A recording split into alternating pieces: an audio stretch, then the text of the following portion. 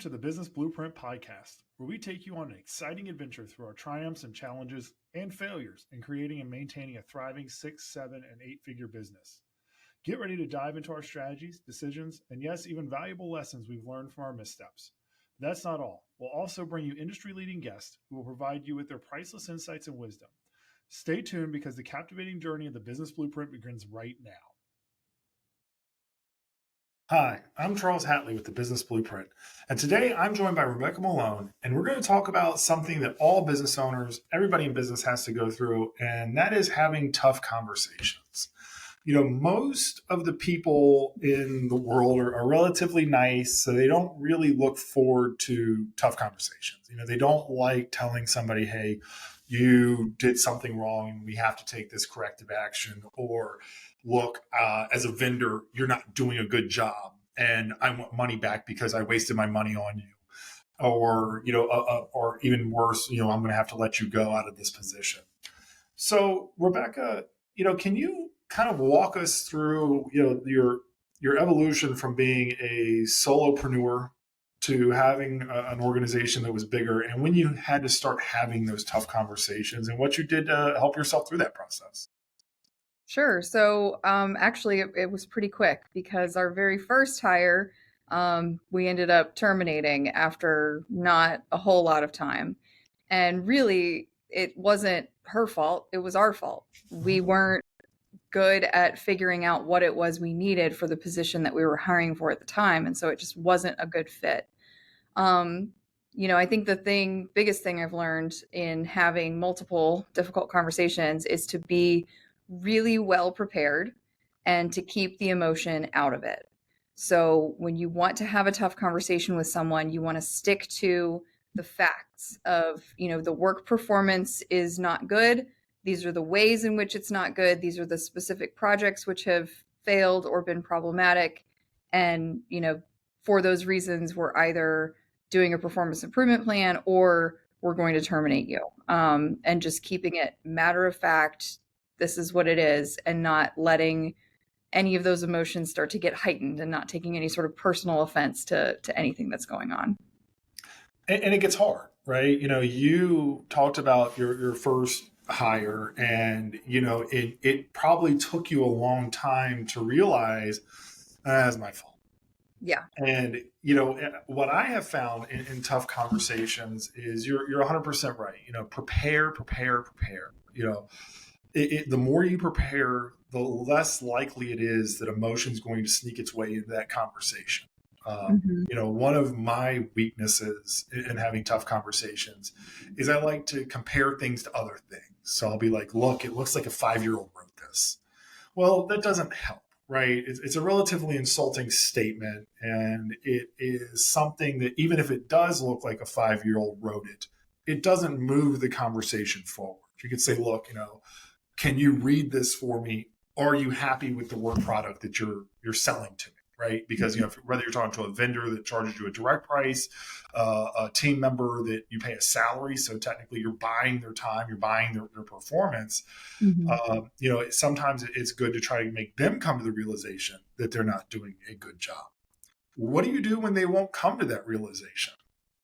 You put it in writing to them. And so fortunately, we've only had a handful of employees that have had to be on written, performance improvement plans, but detailing out, these are the things that have been wrong with your performance. So for example, you're not available to answer phone calls during, 7 out of 8 hours of the day or something like that. It's impossible to get a hold of you. And so then you give them the how to fix it. Open up your calendar availability, be available for phone calls. You're expected to be answering phone calls within the same day, or at least the next day or something along those lines. And then you've clearly outlined, this is the deficiency, this is the solution. If you do the solution, then you have a future here. And if you don't do the solution, that will be grounds for termination. And all of that is outlined in the performance improvement plan. And so that has unfortunately not been extremely successful, but at least you're giving the person an opportunity to fix what the problem is. They can't say, oh, well, I didn't know that I was supposed to be able to take phone calls. I didn't know that I was supposed to be responding to people, sending emails back the same day. You put them on notice, it's in writing, you've had them sign it, you've had a meeting about it, you've gone over questions about it, they've had every opportunity, every chance to figure it out. And from a management point of view, if it's not in writing, it wasn't said.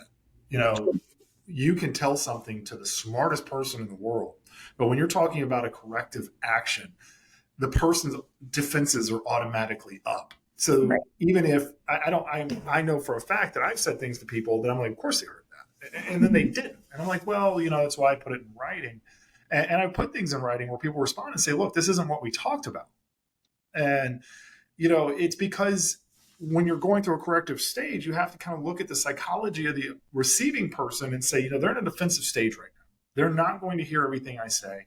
So I need to outline it, like you said, simply, clearly, and then put it back down in writing. And, one of the little tricks that I learned along the way was put it in writing first. If you're going to send it by email, type the email up first, don't send it, and then print the email out and bring it with you to that meeting. Mm-hmm. And so you're reading exactly what you intend to say, and then you can hand it to the person right there and say, hey, here's everything in writing. I'm going to follow this up with an email to you, but I wanted you to go over this before we break in this meeting and make sure that we're on the same page with everything. And even though their defensive mechanisms may be up, which means that they're hearing something differently than what you maybe think that you're saying, having them read it's going to pull them back into a different hemisphere of their brain. And you're really talking about a psychological issue here, pulling them back into a different hemisphere of their brain where they're thinking more logically and say, okay, well, I see what you mean. I kind of agree. I agree this is what you said, right? Mm-hmm. Even if I don't agree that, I have the issues that you said. How many times let me ask a different question. As an employer, how do you view a PIP? Do you view a PIP as a punishment or your desire to actually make that team member succeed? Most of the time it really is a desire for them to succeed. It is, and this has been a source of frustration with the handful of people who have unfortunately had to eventually be terminated for one reason or another.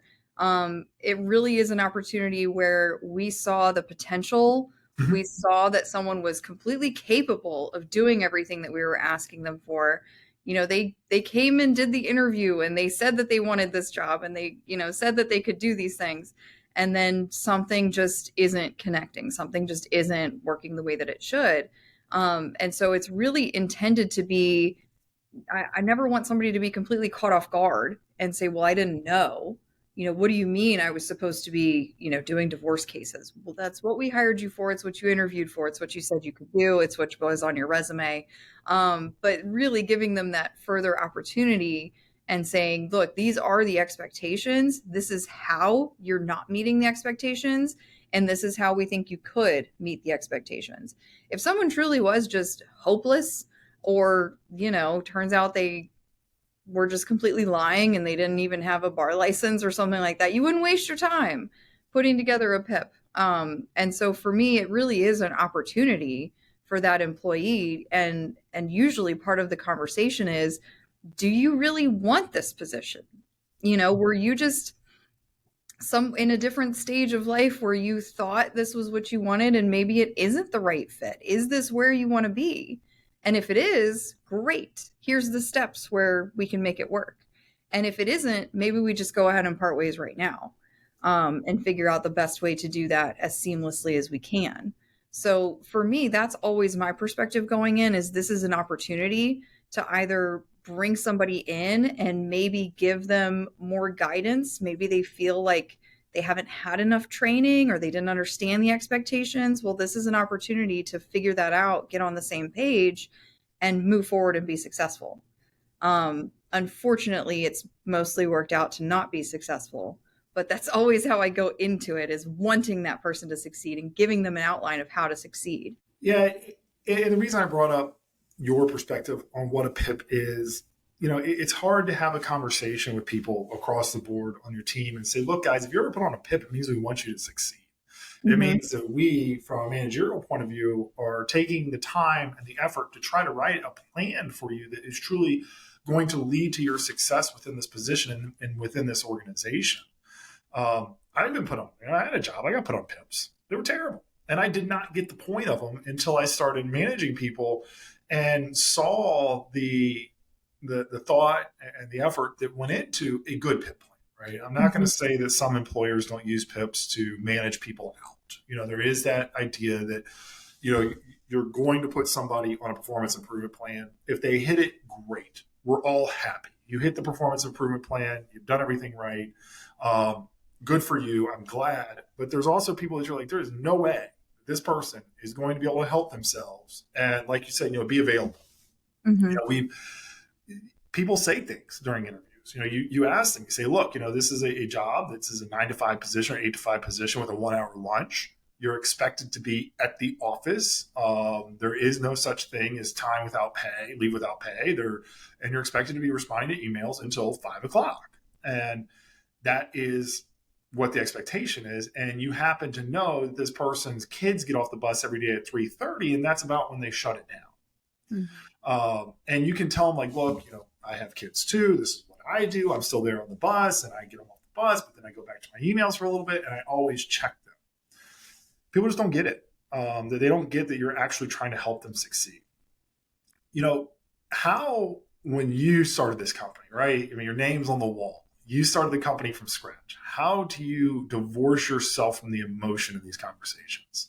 Oh, I love using the word divorce in that. Um, it's really hard. It's really hard. A lot of the time, it is just keeping a straight face and like keeping a poker face and taking a deep breath and just letting whatever is said just move past you. Hmm. Right? It's like a yoga exercise to just work on your breathing, keep your face neutral, and just let whatever's going to happen without any comment, Yeah. without any, addition. You're not trying to elevate. And so much of like management to me comes back to parenting, right? They say when your toddler is screaming at you, right, and you start screaming at them, and then they're going to scream at you more, and it all just like keeps going up and up and up and up. But that's humans, right? And so if someone's really upset, they really feel like they've gotten a bad deal, or you're doing something to somehow screw them over or something along those lines, they're probably going to say something insulting and offensive, and you just have to de-escalate as much as you possibly can. And so, I've had conversations with someone where they were across the table and we were parting ways and trying to keep it amicable, and he couldn't help but color it. He couldn't help but say, oh, but you guys did this to me, and oh, but the firm did that to me, and oh, this happened, and it wasn't my fault, it was something else. And okay, okay, I hear you. Oh, okay, I'm not going to comment, I'm not going to argue, I'm not going to get drawn into it, I'm not going to get heated. It's just simply, okay, I hear you, let's continue this. This is not moving the conversation forward, this isn't getting us where we're going. So just move past it and continue on with what you need to do. Yeah. And, every person has to handle that their own way. When somebody says, well, you screwed this up, and you're like, I didn't make you not come to work. I Um, didn't. I didn't you make know, you not answer the phone. I didn't yeah, do it. I didn't. I didn't make you start sending crazy emails that were unhinged for 4 days straight. Like, I didn't do that. Mhm. You know, it is hard. And, when your name's on the wall and somebody's saying, but you are terrible. And you're like, but I gave you a job. I gave you an opportunity. I gave you health insurance. I gave you this. I gave you that. I created this job out of nowhere and literally paid you out of what would have been in my pocket. Right. So, Mhm. when you're the owner, you're making those decisions to say, well, I could have taken that money home or I could have paid you. It does get very personal sometimes. And I don't think that the person on the other side of the conversation even understands the level of personalness that it has to you, right? To you that are saying, I could have taken your salary and put it in my pocket. Mhm. I, I gave you all these opportunities where you weren't even doing what we hired you to do. You know, I remember a situation where I was in a very tough conversation. We were having to let somebody go. And fortunately, I had gotten some very sage advice to record the interaction, right? Use the technology that we have. And, you got to make sure to check the rules of your state, single party or both party recording. But what we did was we put another person in the room, right? If possible, when you're having these tough conversations, it's good to have more than one person with you. And so what we did was we put the other person on Zoom and then recorded the Zoom conversation. And, I was very careful. And out of the middle of nowhere, this guy started claiming that I was blocking him from leaving the office, started claiming that I was intimidating him, started claiming all of these things. Fortunately, everything was recorded. And, I made sure to sit away from the doors. For me, I'm 6'6", 260 pounds. I have to be aware of my physical presence in these situations, right? So I made sure to sit on the side that didn't have the doors, to let the other side during this tough conversation have access to the doors. And at all points in time, I made sure that this person would have access to leave, and I was never blocking a door. And I made sure that everything I was doing was recorded. But it brings up a point when you're having a tough conversation, you actually have to think about how the situation is going to be perceived. And so for me, my physical size is a part of the conversation. Mm-hmm. What things do you think about with your physicality when having these conversations? So it's kind of the opposite for me, right? Usually I'm the smaller one in the room. But that is important to know, that you want to be in a place where you can get out. Mm-hmm. And if you can have a witness available, you want to have someone who's a truly neutral, purely there to be a witness. They're not there to say anything or do anything. They're there purely as a witness. And if you don't have an in-person witness available, then having somebody available on Zoom, making sure it's recorded, making sure the other person knows, I have so-and-so on Zoom. They're going to be recording this conversation, just to make sure that the record is clear on exactly, what was discussed today. Mm-hmm. So I also want to make sure that I have an exit if it's possible. If I can be in a room that has 2 exits and we can, each be on other sides and have equal access to a door. I don't want to have these conversations before or after hours. Want to make sure that other people are around in the office space.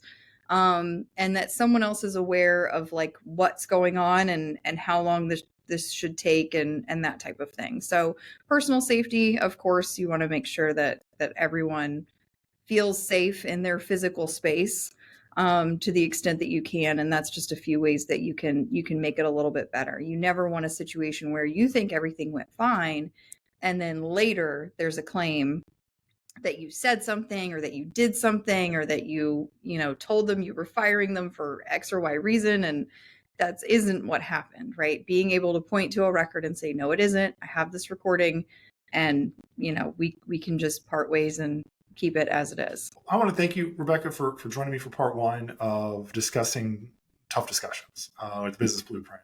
So if you enjoyed this episode of the Business Blueprint, please subscribe so you can hear weekly as we talk about each issues that we're going through at the same time. If you have questions or comments, please leave them. We love to read the comments, and sometimes our topics are based off the comments that we get. And we'll join you next week for part 2 of Tough Conversations. Hi, this is Dan Cuneo with the Business Blueprint. Thank you for taking time to listen to this week's podcast. Please join us next week for part 2.